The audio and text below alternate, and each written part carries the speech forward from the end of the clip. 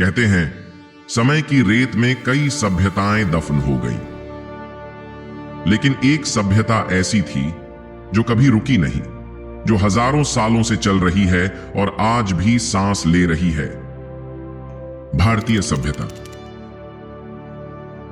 5000 साल पहले जब दुनिया के कई हिस्से जंगलों और कबीलाई जीवन में उलझे थे, भारत में एक उन्नत सभ्यता बस चुकी थी। सिंधु घाटी सभ्यता। यहाँ के लोग किसान थे, व्यापारी थे, कलाकार थे। ये लोग मिट्टी के सुंदर बर्तन बनाते थे, कपास की खेती करते थे और दूर दराज के देशों से व्यापार करते थे। लेकिन इस महान सभ्यता का अंत अचानक हो गया। शायद जलवायु परिवर्तन, शायद प्राकृतिक आपदाएं, कारण अब भी रहस्य बने हुए हैं। लेकिन यह सिर्फ एक अध्याय था। भारतीय सभ्यता की कहानी अभी आगे बढ़ने वाली थी। सिंधु घाटी के बाद भारतीय उपमहाद्वीप में एक नई सभ्यता ने जन्म लिया, वैदिक सभ्यता। यह ऋग्वेद, यजुर्वेद, सामवेद और अथर्ववेद की रचना का काल था। लोगों ने खेती को अपनाया, समाज व्यवस्थित हुआ और यहां से शुरू हुई एक नई विचारधारा, कर्म, धर्म और मोक्ष की। समय बीतता गया और भारत में ज्ञान की एक नई लहर आई। गौतम बुद्ध और महावीर स्वामी ने अहिंसा और आत्मज्ञान का संदेश दिया।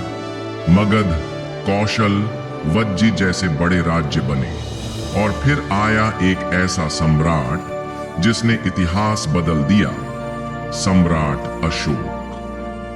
कलिंग के युद्ध में हजारों लोग मारे गए और इस विनाश को देखकर अशोक बदल गए। उन्होंने युद्ध का मार्ग छोड़कर बौद्ध धर्म को अपनाया और अहिंसा का संदेश पूरी दुनिया तक पहुंचाया। भारत केवल राजाओं और युद्धों का देश नहीं था, यह ज्ञान और शिक्षा का केंद्र भी था। नालंदा और तक्षशिला विश्वविद्यालय दुनिया के पहले विश्वविद्यालय थे, जहां हजारों छात्र दर्शन, गणित, खगोल शास्त्र और चिकित्सा की शिक्षा लेते थे।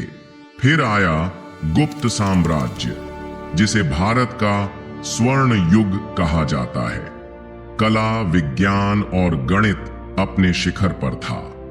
आर्यभट्ट ने शून्य की खोज की, कालिदास ने अपने महान नाटक लिखे और पूरे भारत में संस्कृति और समृद्धि का नया युग शुरू हुआ। भारतीय सभ्यता की सबसे बड़ी ताकत थी इसकी विविधता। अलग अलग भाषाएं, अलग अलग धर्म, लेकिन एक साथ रहने की शक्ति। यहां हिंदू, बौद्ध, जैन और सिख धर्म पनपे। यहां भक्ति और सूफी परंपरा ने दिलों को जोड़ा। लेकिन समय के साथ भारत ने कठिन समय भी देखे। विदेशी आक्रमणकारियों ने इसे लूटा, मुगलों ने इसे बदला, अंग्रेजों ने इसे गुलाम बना लिया। लेकिन भारतीय आत्मा को कभी कोई झुका नहीं सका। 1857 की क्रांति से लेकर महात्मा गांधी के सत्याग्रह तक भारत ने संघर्ष किया और 15 अगस्त 1947 को स्वतंत्रता प्राप्त की। और इसी के साथ शुरू हुई एक नई यात्रा। स्वतंत्रता के बाद भारत ने फिर से खुद को खड़ा किया।